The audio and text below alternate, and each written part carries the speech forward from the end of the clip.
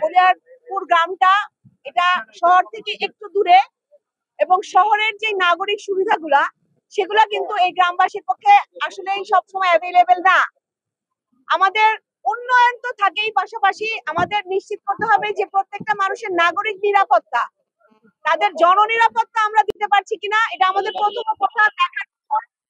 এবং আমরা জানি যে এই এলাকার মানুষের অনেকটা জনদুর্ভোগ আছে, তারা গ্যাসের প্রাপ্যতার ক্ষেত্রে সহজলভ্য না এবং সব জায়গায় গ্যাসের যে সরবরাহ সেটা নিশ্চিত না, এবং রাস্তাঘাটের ক্ষেত্রে তাদেরকে জনদুর্ভোগ পোহাতে হচ্ছে। শিক্ষা কেন্দ্রগুলাতে, শিক্ষা যে স্কুল কলেজ সবগুলাতে, প্রতিষ্ঠানগুলাতে যেই মানে শিক্ষা দেওয়ার কথা ছিল বিগত 15 বছরে সেটা ততগুলি পিছিয়ে গেছে, যেটা আমাদের বেসিক রিকোয়ারমেন্ট।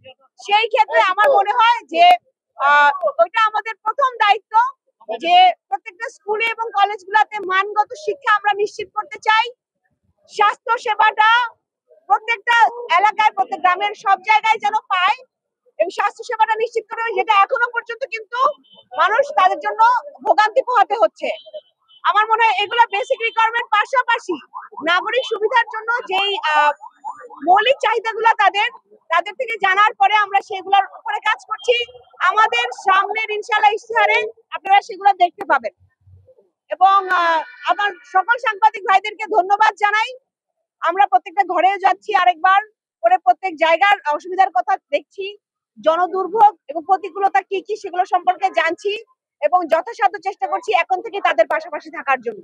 রাজনীতির ক্ষেত্রে আপনি জানেন আমরা আমাদের যে প্রতিদ্বন্দ্বিতা করছি তারা জামায়াতে ইসলামী, কিন্তু এই ক্ষেত্রে আমি এটা বলতে চাই ঢাকা 14 আসনে আমাদের মধ্যে যে সম্পর্ক, এখানে কোনো প্রতিহিংসার রাজনীতির জায়গা আমরা দেই না এবং প্রতিহিংসার কোনো রাজনীতি আমরা করব না। এই পরিবর্তনটাই আমরা আনতে চাচ্ছি। আমার অনুরোধ থাকবে পুরো দেশবাসীর ক্ষেত্রে এবং সকলের ক্ষেত্রে এটা দেখার জন্য যে সুসম্পর্ক ভাই বোন হিসেবে থেকেও কিন্তু রাজনীতিতে অংশগ্রহণ করা যায়, ভোটে অংশগ্রহণ করা যায়। আর বিচ্ছিন্ন যে সমস্ত ঘটনা বলছেন যেগুলো অরাজকতা সৃষ্টি করার জন্য করা হচ্ছে, আপনারা সবাই জানেন কোন কুচক্রী মহল বিদেশ থেকে কুমন্ত্রণা দিয়ে আমার দেশে বিশৃঙ্খলা সৃষ্টি করার জন্য, অরাজকতা সৃষ্টি করার জন্য সেটা করে যাচ্ছে।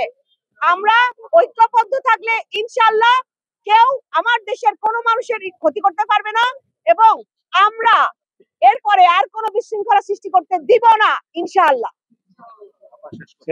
ধন্যবাদ সবাইকে।